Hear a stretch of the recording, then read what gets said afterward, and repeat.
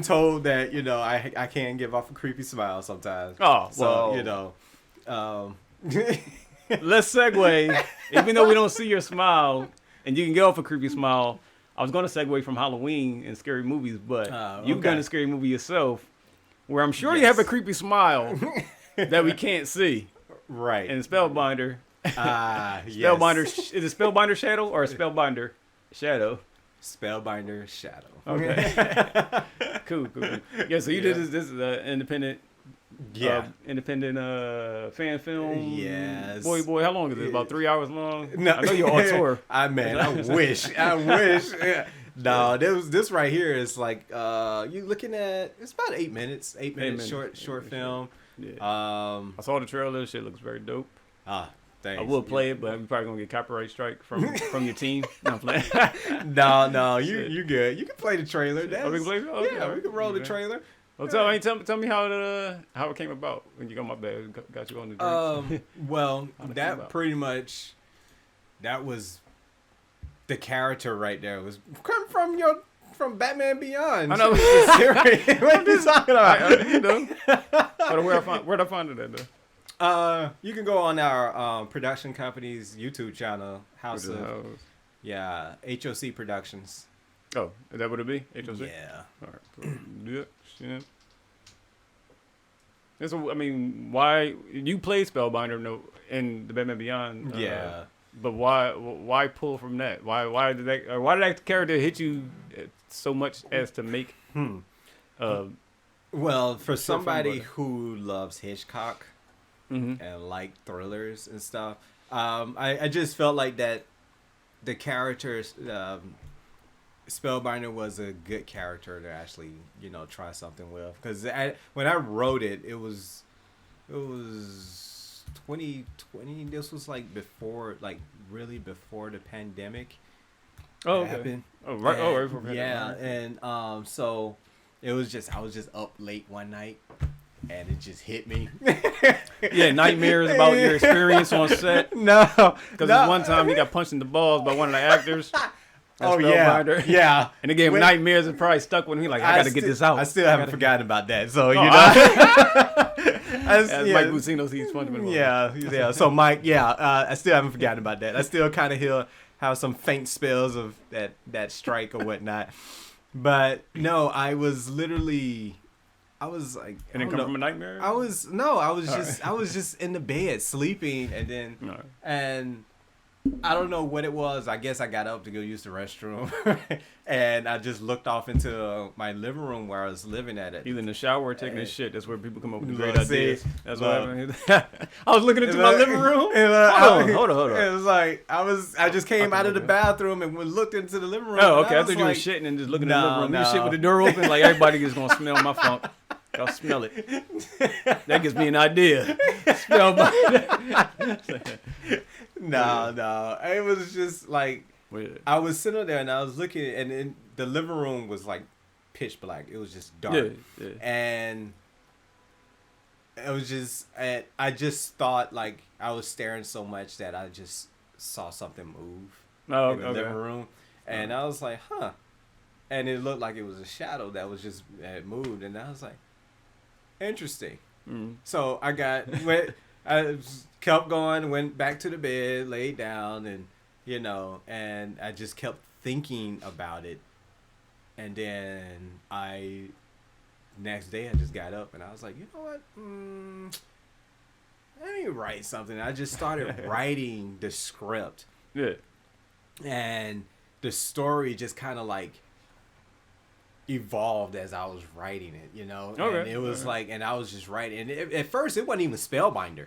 Oh, just like a creepy. Yeah, it was just. It was just gonna be like that's dope. So it was just a creepy, like a shadow that was just moving. It wasn't even Spellbinder at first, so I was just writing it, and then I was sitting there writing it, and then so I let Nicole read it, and I think that she was like giving me the idea of like, oh, what why don't you use that in there? And I had the Spellbinder outfit in my closet, and I was like, he stole that from set. Yeah.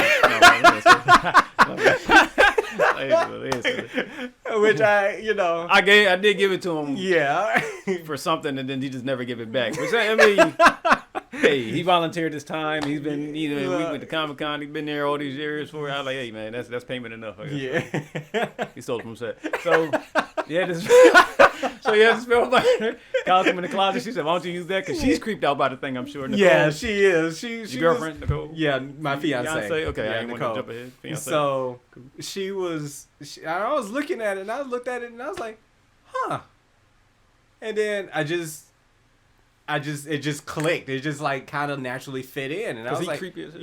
yeah, he was naturally creepy. And then what I did was I kind of like went back to the first Spellbinder trailer we did with Nate. Oh yeah, with Joe, and yeah, I was coming out of the closet, and so yeah, I kind of.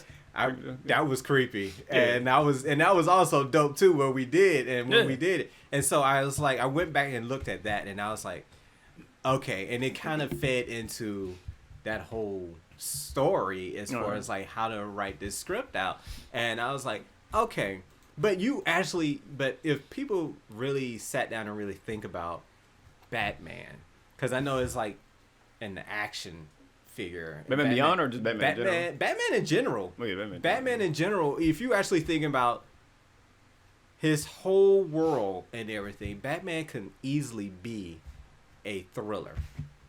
Oh yeah, hell yeah. Batman can easily be a thriller because it's like he take advantage. Long Halloween, I guess. I think that could be written as that. As a thriller. Oh, you mean like him being? I mean, it's just character. The world in itself is like if they actually, powers that be actually did it in a different light. That whole world could be like a suspense thriller because he takes advantage of. You see elements of that, I think, in the Batman. The Batman, yeah. You Matt, definitely do. Matt Reeves did a really good job as far as trying to pull that off. If his next, villain, was Scarecrow. Right.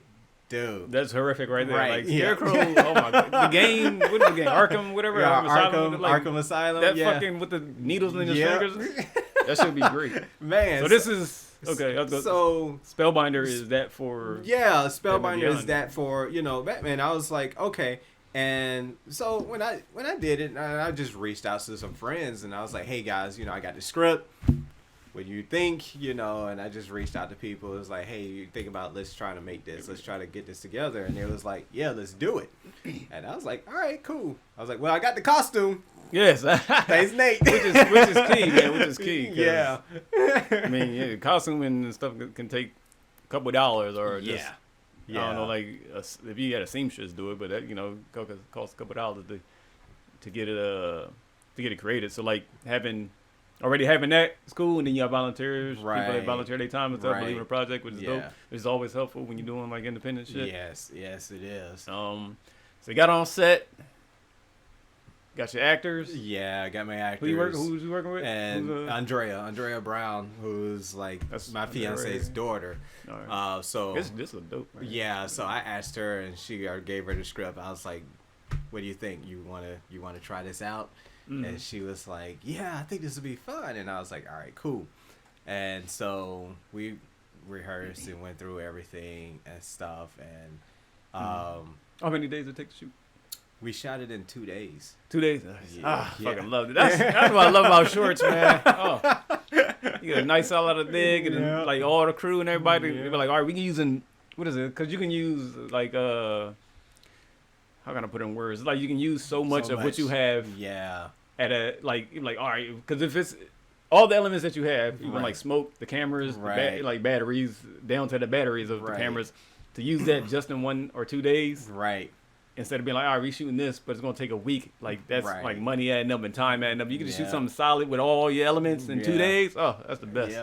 Yeah, I know. And then there's post-production, though. Post-production is, take, yeah, that takes up a lot of time. And, and just to be able to shoot everything and get everybody on board. Of course, everybody's coming in, which is great, and then, of course, a good bulk of the money actually goes into food. Food costs a lot of money. Tell it to the people. That's important. Costs so much money. If you bring in volunteers, that's gonna be, you're willing. They're giving their time to help create art and stuff. You got to make sure you feed the people. Yeah. You just can't go skimpy on the food. You got to make sure you got some good food for the people. That's your budget, right there. That is really your budget right there, because you have your friends coming in and helping you out. At least you could do is make sure you get them some decent food so they can be happy and good bellies and stuff. Because one thing you don't want to have is a hungry crew. Hungry crew is a miserable crew. Yeah, it is. So, but yeah, it was a lot of fun. Everybody came on board. Everybody working together. How big was the crew? We had, let's see, I think it was. I can do them on IMDb. Yeah, it's like you got the hair stylist and everything too? Yeah, hair stylist, and she did our hair and makeup. That's Teresa Rodnex. The cinematographer there? Yeah, cinematographer is Chuck France. He was really, really good as far as getting what I was looking for, and and we sat down before we even started shooting. Yep. So, we was like going through, I was telling him what I was looking for and lighting wise and everything. And he was like, yep, we can do this. And I was like, all right, cool. I was like, you worked with Chuck before? This right here was the first project we actually worked together on. Okay. But we worked together on another project when I wasn't directing. I was an assistant director on it. And that was a feature film, and he was operating the B camera. Okay. That one. So, and we just connected. Yeah. What is going on here? That's the image. This is the image that Curtis saw when he was sitting there taking his shit, thinking of his character. He was like, he looked out the bathroom and saw just the smog of his funk. It was like, that's right, y'all out there. My door, the door open, taking a dump. Everybody smell that. This is what popped in his head right there. Poof. Puff of smoke. You see, look. All the fun. You in the bathroom, ain't you? Nah. Are you in the bathroom? I don't know. Don't tell me a spoiler. Don't tell me. Oh man. That looked good, man. Yeah, it was a lot of fun shooting that. And then just to even see that right there, we shot that on a Blackmagic, the 4K. Yeah. And with Sigma lenses. Those are what's the Sigma lens? The Sigma in itself there. Sigma has camera lenses, but they also make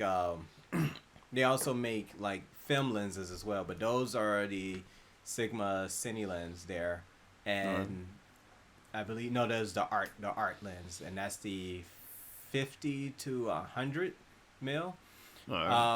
So yeah, and I was like, all right, cool. And for the footage to turn out the way it did, I was like, it actually kind of sold me on to getting the Blackmagic, the 4K, because at that's the time, not yours. That one isn't mine. Okay. At the time, I didn't have it for. Yeah, I don't think I had it for this one here. I think I ended up getting it afterwards. Okay. After we shot Spellbinder, and I was like, okay, I need to get this camera. I got it after I worked with you. I was like, yeah. I mean, I got to test drive it, I guess, on that show we did. Okay. I keep forgetting the names of my movies anyway. But yeah, the shirt that we did, and you was, and you brung it, and I was like, I got to see what it looked like and stuff. I was like, yeah, I'm getting one. So I invested in one. Yeah, I see you got the box over there. I was like, okay, all right. You can see. Which is good because it's I like, mean, we do something together. We got two of them for sure. We got two of them. I don't know, like Sigma lens. I ain't got nothing like that. Look, I got the basic. Look, I have one. I'm planning on getting another one, and that way, if I get another one, then I can just pop it on yours. Doing some dramas. We just sitting there talking. We use them for the podcast. Don't use it for the podcast. What? All that's overkill. You don't need all that for the podcast. You don't need that for the podcast. But and believe it or not, it was like we shot this in 2 days, and so after we shot this, I went through and I went over, and then I ended up buying the camera. So with buying the camera, you end up getting, Blackmagic's DaVinci. The editing Resolve software, the Resolve. So I went on, and I was like, all right, maybe I could edit this, and stuff. That's what you did? Man, Dude, bro. There's a learning curve there. Man, I was like, everything, you find out stuff where your place is. It's not like, at the editing table. It's like, no. Yeah. I was like, I put that thing into the computer, plugged the drive in, and I was like, okay. And I looked at everything. Everything just looked like foreign. It just looked so far. Wakanda technology. I was sitting there and I'm like, what is it? And I was like, so much. What in the world? Because my mind was just like blown, man. I was like, there's just so much information to take in. I know with editing and like if you don't go to school for it first or not go to school, but like take a YouTube course or something like that, or go to school for it. Like through the years, I've been like editing my own stuff since for a long time. Let me just say that. And as the years go by, there are upgrades and stuff added on. So it's like I was in the basics back when back when. Man, this is gonna age me, but like back when YouTube started becoming a thing. Oh yeah. And I was like, shooting our old music videos for my rap group. Mm-hmm. And as the years go by, you see stuff adding on to the editing software. So it's like you already got the old stuff. Oh, okay, I just learned that one thing. Right. That one thing. Oh, this new thing. But if you jumping on like 10 to 15 years after everything that everybody added on, just like you said, that initial just looking at it's like, what the fuck is all this? But as my brain looks at it like, oh, I don't know what that does. That does 10 of these things out of the 50 are new to me. I can learn them because I already know what everything else does. If you just going right in, you got like all the shit that's like, I don't know, none of this does. That says delete. Yeah. Or something. I know file. Yeah, pretty much. But there are, you can, right now I don't use Resolve to edit, but you can like convert your files. Yeah, you can. Into something that can be used in a different editing program. I can tell you about that later. If you want me. Just so you can have control over your footage too, for like if you want to convert it and use a simpler editing thing, unless you do it already. I don't mean to assume. No. But like, and then you can put the pieces together for your editor. Like, you're like, I want this shot right here. Right. Put that in order and be like, that's kind of what I want. We can go, like, you get that together and then we'll go from there. Right. You know what I mean? Like, just so you can see it yourself. Right. I mean, I'd at least would want that. Right. I just send you footage off. I'm like, all right, make it, and then I'll come back and we'll see what happens. How do you do that? Can we talk about that for like the post production? Yeah. So because I edit my shit. Oh man. So how did you? So I have a friend who's an editor. Right. And so what I did was, I did initially end up after months. Of trying, I would say a month and a half. I was like sitting up there staring at my computer, at the screen, at the DaVinci Resolve, and try to figure us, by the way. And try to figure everything out. And DaVinci Resolve is a lot easier to do than Premiere. I can see that. And I was like, okay. And so of course, YouTube helped as well. Yes. So watching YouTube videos and of course, along with me having another screen so I can watch that and see what they're doing. And then also go on my screen. I'm like, oh, okay. Learn video effects. And pretty much. And I was like learning how to input my clips onto DaVinci. Okay. And then put it into the timeline. So I was like, all right. So I did do that. I managed to get it into the timeline. And I was like, okay, yeah. I snipped this here and put this here and stuff. And I was like, okay, I think that's pretty good. And then what I ended up doing is I gave it off to my other friend who's in Santa Clarita. Oh, so you were able to put it put it in an order as far as what I thought. Right. What I thought. Oh, you thought what? What you thought was what I thought was okay. I thought it was good, And so I gave it to my friend and he put it into Premiere, right? And he was working on some stuff, and he was like, okay, and he got hung up on one thing, and so we gave it off to our other friend who is an editor, right? And we gave it off to him, and I was like, okay, so you're the last person. Dave did his pass. I'm gonna need you to can you tweak this for me? And he was like, yeah, no problem. Mm-hmm. And so while that was happening, I have a friend who does visual effects. Right. So, and his name, Justin Smith.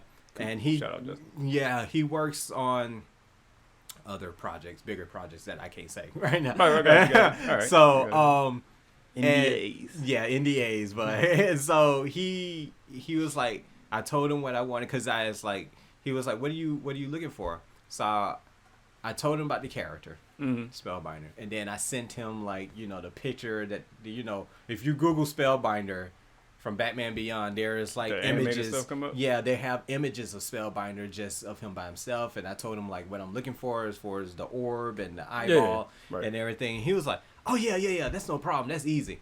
And I was like, oh okay. He was like, I was like, you sure? You know, this is what I'm really. He was like, yeah, that's cool. And he was like, what's really good is right now I got Unreal, so I'm trying to. You got what? Unreal. Unreal Engine. Yeah, Unreal Engine. So he was like working on that, and he was like getting the effects together, and he would send me like demo clips of what he's done, and I was like, oh, bruh. Dude, that's when you saw the demo. Like, when I saw the demo, I was like, take care of what you need. Dude, that is really cool. And I was like, okay. So, and yeah, so the one that, with him standing by himself, when you see the eye. With her? Yeah, that one right there. Yeah, that's what I sent him. And he was like, yeah, he can definitely do that. So I was like, okay. And so and I sent him that one too. And so he did what I was asking him for while he was working on that, and then also doing his job because it took him a while. So when you're not really paying people, you have to work around their schedule, okay? Yep. So and that's what kind of like took up a lot of the time in post, as far as like waiting for, you know, people to have free time to be able to do what I was asking them to do, because it was like, hey guys, you just do what you can when you can, you know, and just hit me back. And he was like, all right, cool. So my friend Andrew Yoder is the editor that did the final editor for Spellbinder, and he sent me a rough cut of the film. And when I saw the rough cut, I was like, this is a lot better than what I thought I did. You didn't do color grading or anything? I didn't do color grading or anything on it because we went through, and I was like, I didn't want to mess with the color because we pretty much, when we was shooting it, we lit it to where I was looking for, and then like, so much easier. Yeah, it was so much easier, and I was like, okay. When he did his rough, and I was like, dude, this is phenomenal. I was like, this is great. This is a lot better than what I was actually hoping for. Yeah. And there's no music either, right? There's some slight music. In the rough? Okay. Not in the rough. Not in the rough. Not in the rough. Just, no. Okay. Yeah, it was just straight footage and right, the dialogue and everything. And I was like, okay, this is good. And so with that, I sent him some minor notes, and he tweaked it, and we kept tweaking. And then when we got the visual effects from Justin, and we imported that into the film, I was like, oh, what? I was like, dude, okay, this is really cool. I was like, all right. Oh, go. I'm sorry, I don't want to cut you off. No, it was like, I was sitting there, I was so stoked and so happy. I just couldn't wait for it to be finished. I was like, I want to see this, show this to everybody. As you're saying it, I think I'm realizing you don't really do stuff that has visual effects and all that stuff, do you? Like producing wise.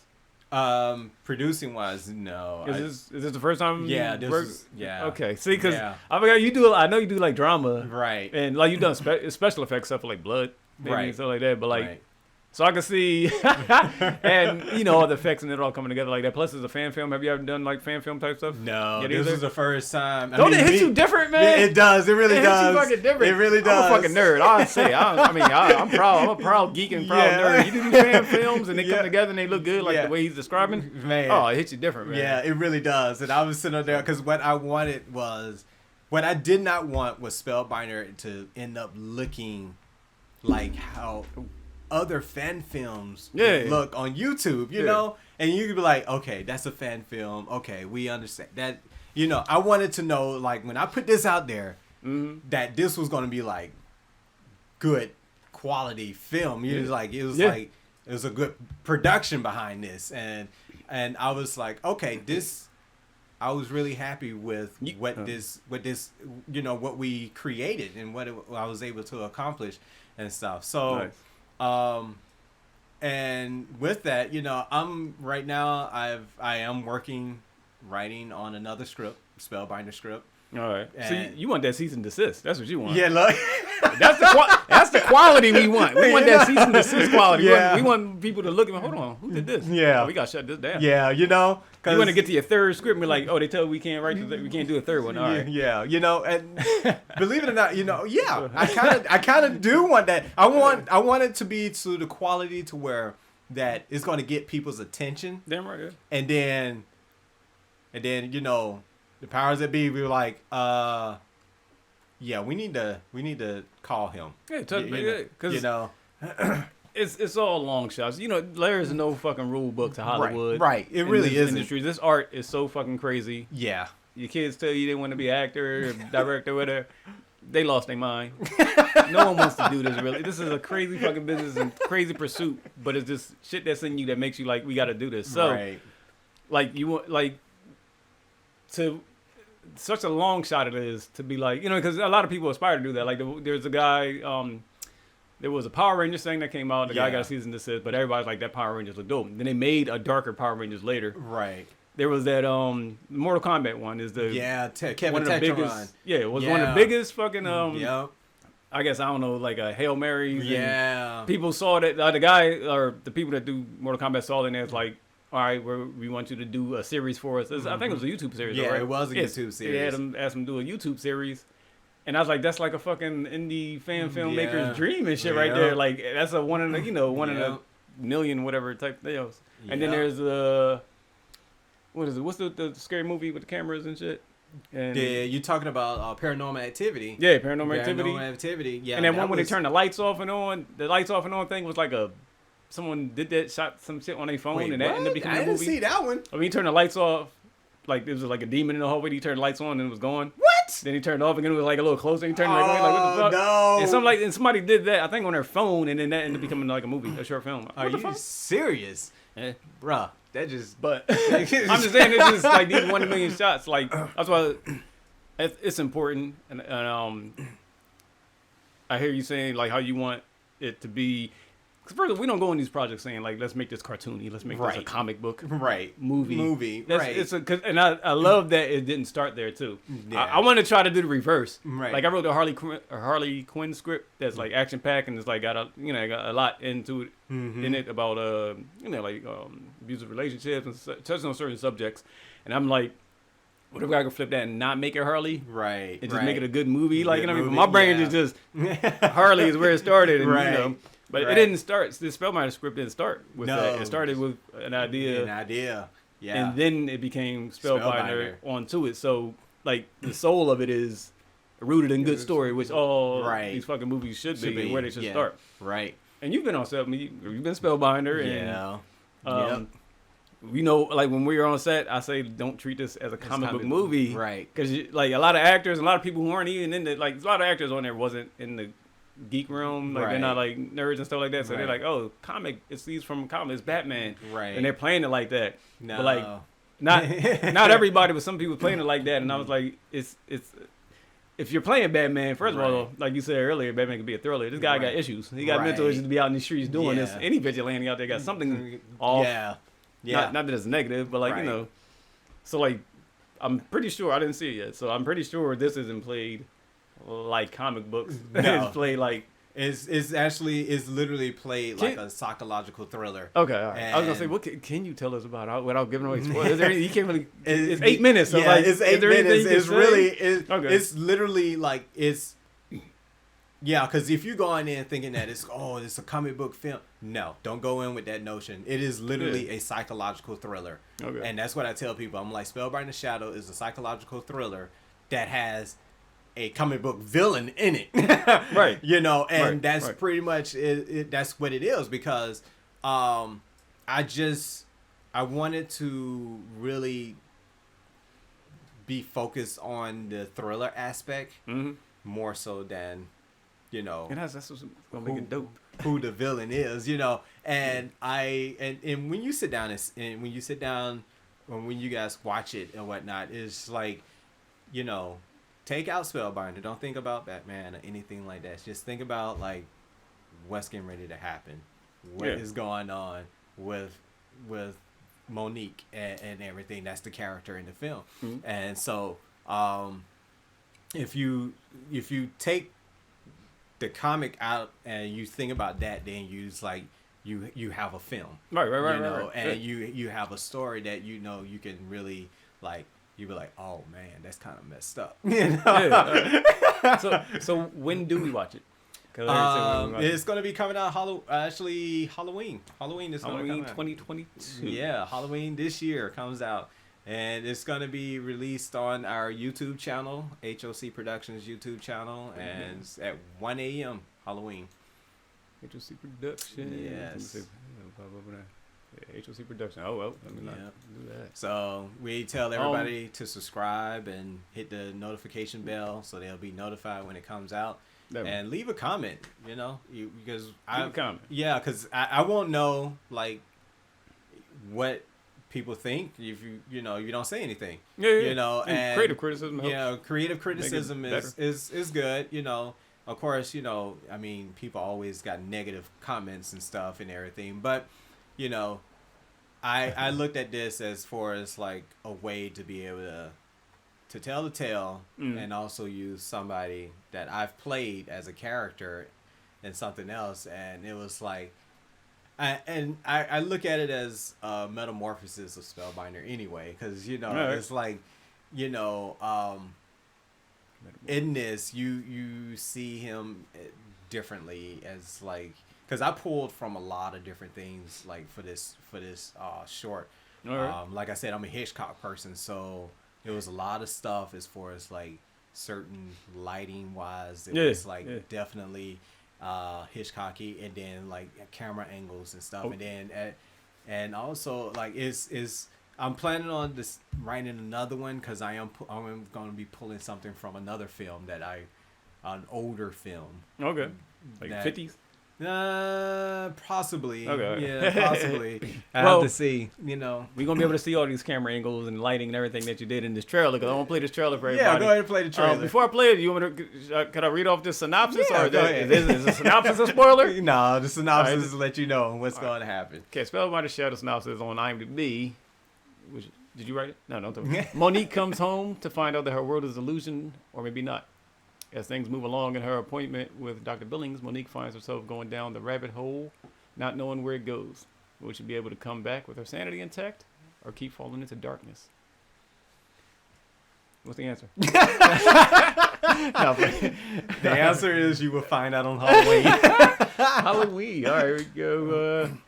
This here is a Spellbinder Shadow trailer. All right. HOC Productions. I want to make sure this audio is good on. I got to make sure I ain't got to mute it. There we go.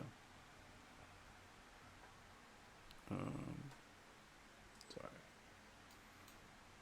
Monique, welcome back. I'm not sure if you believe me. I think I'm going crazy. We don't like to use that word. It perpetuates a stigma as to someone who's unwilling to seek help or treatment. You called me, remember?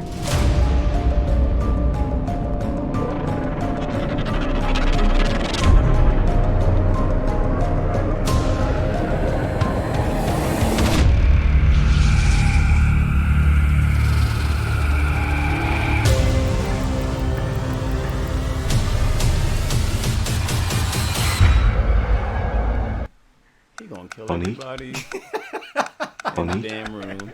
He done came to kill everybody. Stepped out the bathroom after pooping with the door open. No, I'm gonna keep bringing it up. Let me see. What that? That's all dope too. Who did all that? The editor? Okay, all right. Cool. Yep. Shout out to the editor. He is coming to kill everybody in the room. Yes. I can't wait to fucking see this thing, man. It should look great. Yeah. When Andrew sent me the trailer, and he was like, "All right, Curtis. All right, here's the trailer." And literally, I think I was on set. I was on set working on another show. Mm-hmm.